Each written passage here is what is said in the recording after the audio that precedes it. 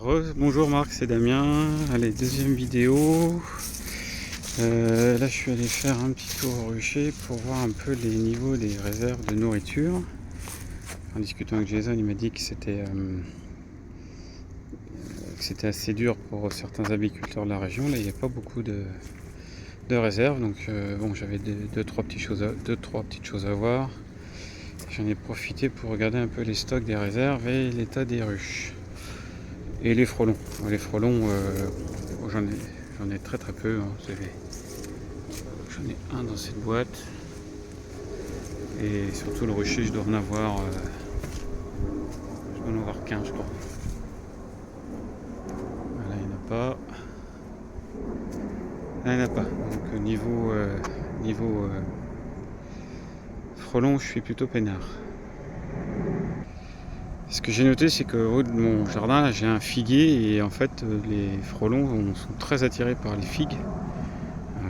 Parce ils donnent bien, il y a pas mal à manger. Donc je me dis qu'en ce moment, ils sont tout autant attirés par les figues que les abeilles. Voilà, donc alors, pour la colonie, donc j'ai ouvert celle-là, il faut que je lui donne à manger. Et il n'y a rien, il n'y a aucun stock en haut. Là, elle est sur ces deux blocs, mais ça, c'est le vide sanitaire.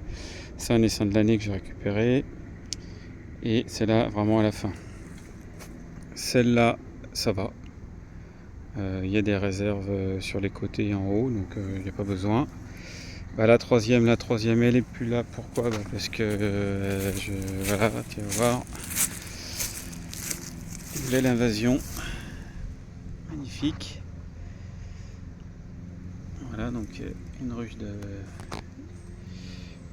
de perdu. Il va falloir que je foute tout ça à la poubelle et que je garde les corps et que je les passe à la flamme. Donc voilà, j'avais un peu d'aller-retour, mais très peu, et je pense que c'était des pilleuses qui venaient là. Donc bon, ça vaut le coup quand même de temps en temps de regarder un peu ce qui se passe dans les abeilles.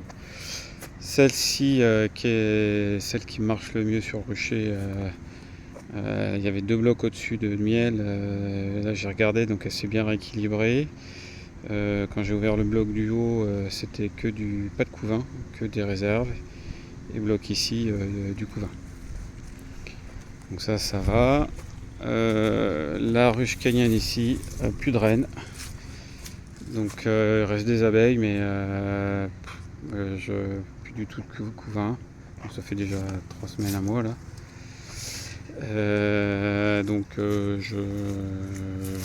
En fait, comme j'ai pas envie qu'elle se fasse bouffer, je me pose la question si j'allais pas dépioter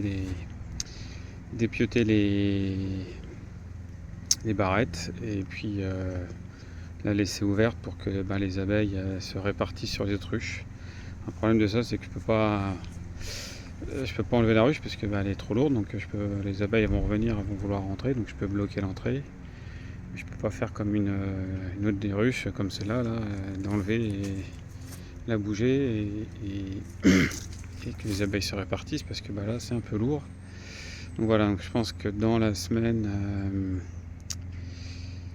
je vais venir et je vais ouvrir la cage pour entre guillemets ce qu'on dit la secouer, parce que ça fait plusieurs semaines que j'ai pas du tout de couvain, donc j'ai pas envie qu'elle se fasse bouffer. Et enfin la petite dernière, celle-là, écoute, elle va bien. J'ai changé les lanières pour faire le deuxième traitement acide oxalique et glycérine. Donc pour l'instant, j'étais pas inquiet, mais je trouvais qu'il y avait aussi pareil peu d'entrées-sorties par rapport à il y a encore quelques semaines. Mais j'ai vu du couvain, donc bon, je la laisse faire ça. Je laisse faire sa vie, mais je trouvais qu'il y avait quand même peu de mouvement. Donc voilà, c'était pour te faire un petit point sur le rucher. Donc celle-là, ok. Celle-là, plus de reine, plus de couvain, donc secouée. Celle-là, superbe, depuis 2-3 ans. Celle-là, ça va, non, celle-là, elle est morte.